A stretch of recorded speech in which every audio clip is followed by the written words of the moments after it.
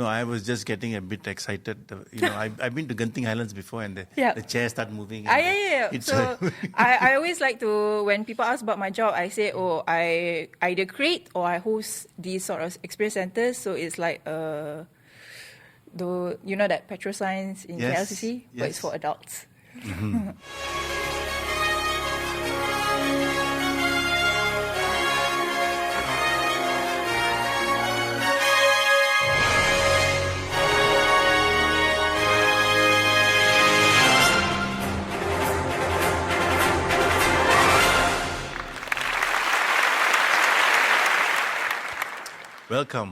Welcome, ladies and gentlemen, to another episode of the NexGen series.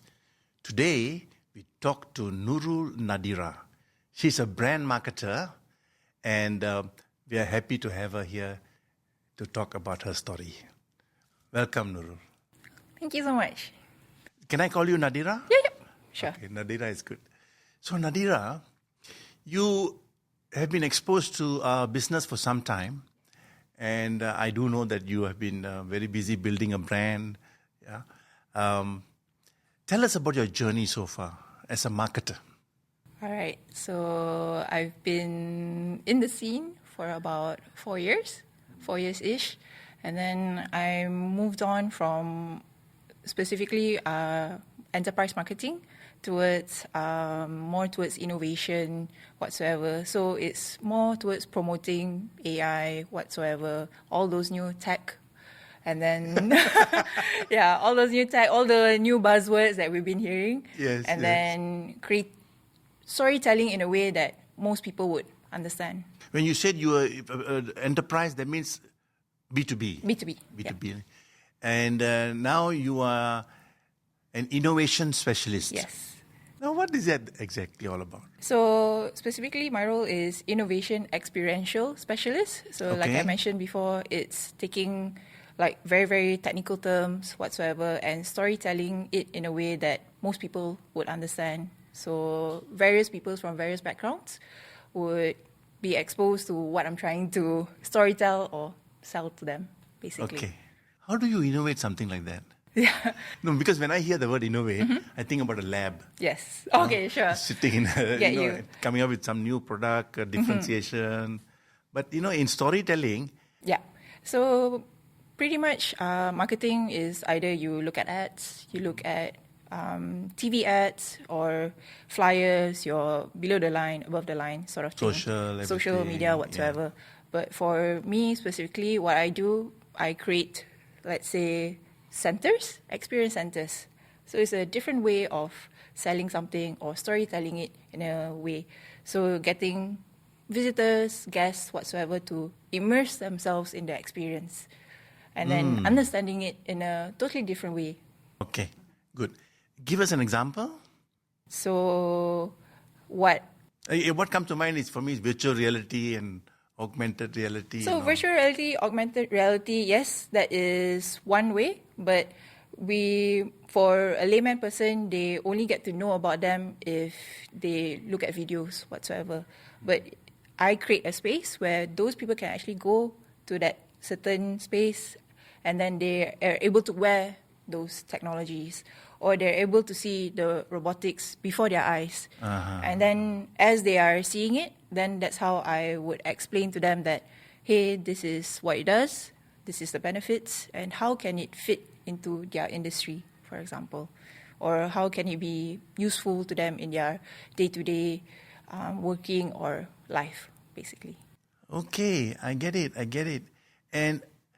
But it will be one customer at a time, so to speak. Not really. We do, for these sort of spaces, or experience centers, there's a minimum of 8 people, but we can accommodate to 30 because we also have universities who are studying either computer engineering, AI, or whatsoever. They come as a group or as a faculty. So to experience it. Okay. Let's talk in the context of a brand. Yeah.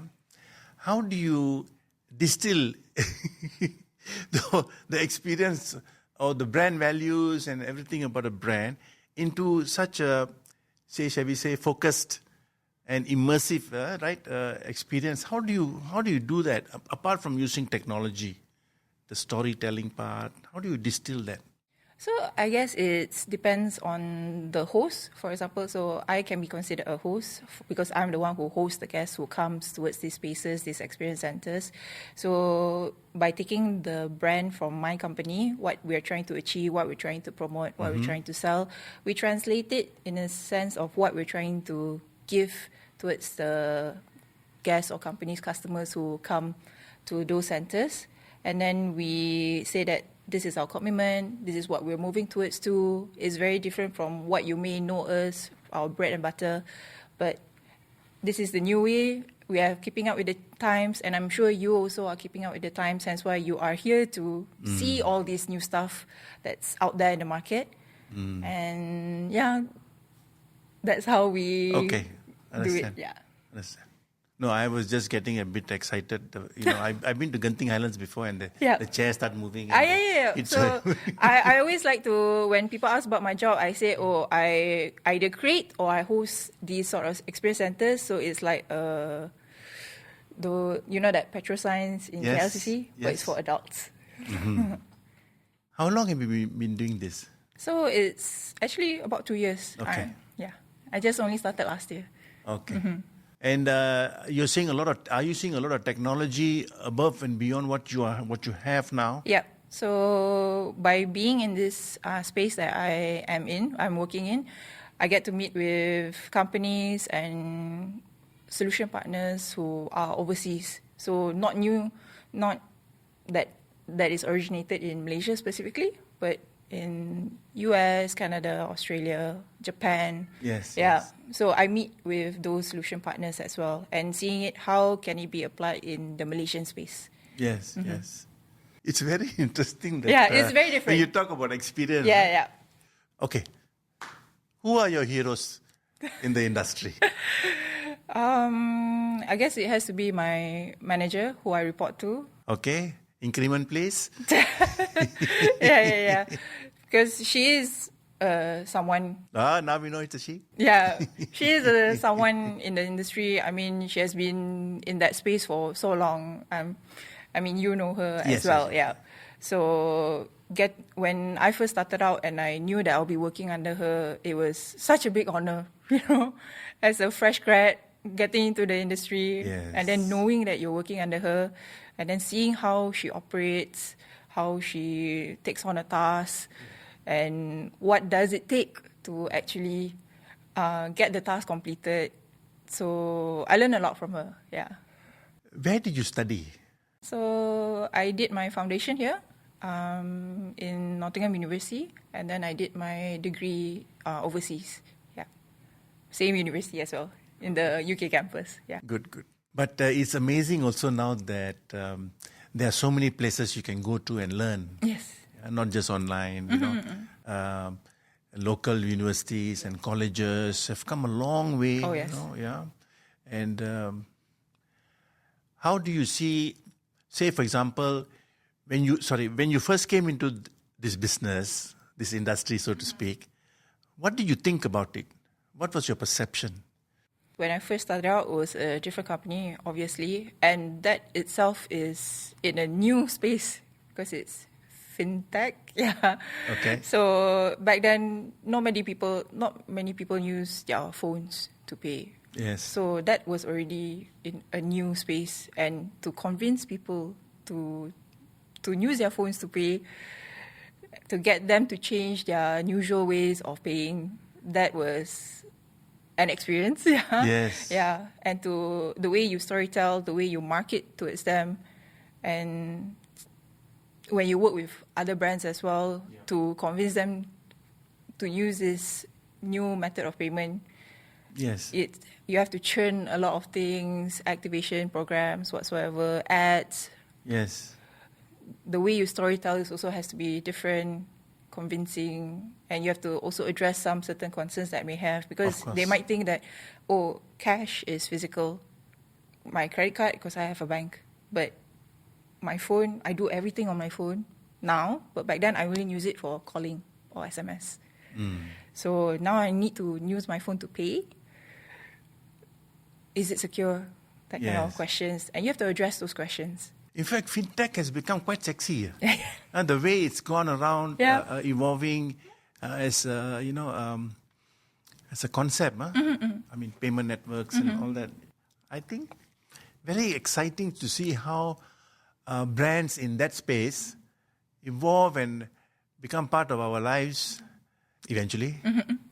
There are some people who are still, Still, prefer cash the- is money. Cash is king. Yeah. Cash is king. In fact, we had a conference recently, and there was a speaker who spoke about people who are 60 and above, and how come market brands are not targeting them specifically, and are so fixated about the young and hungry and all that. And of course, the logic was very simple. The people who are in that space, they call it the grey market or grey tribe, have very strong purchasing power. Yeah. So cannot ignore. Yeah, Yeah, cannot yeah. ignore. Yeah. How do you translate what you are doing? Because what you are doing, if I got it right, is it's like activation sort of. It's an activation platform.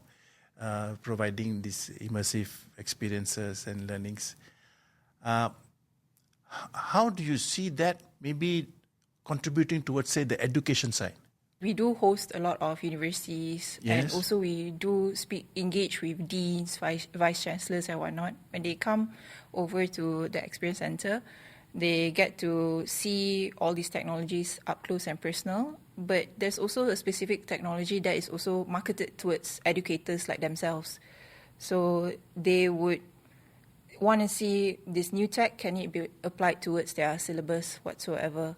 But however, for university students who perhaps are into those AI, computer science space or degrees that they're learning, they actually reconfirm their FYP projects by visiting our experience centers. FYB, what is FYB? FYP as in final year projects. Final year Yeah. project. Okay, good. So because like for the students that I met, they are in computer science, AI, engineering, and they will have to produce their final year projects, and they will have to think of something that is completely new, or maybe perhaps a current technology but applied it in a new way.